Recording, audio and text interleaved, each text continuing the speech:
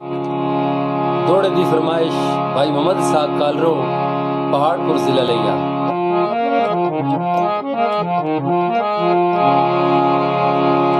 बंदे अजकल ज़हन वटा लेंदे शाला बख्त न माड़े होवन ते बनी रहंदी है चढ़तल जिंदगी दी जदा कायम दिहाड़े होवन।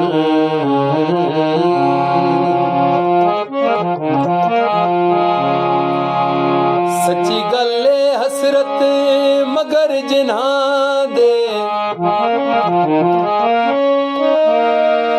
घर बार उजाड़े होवन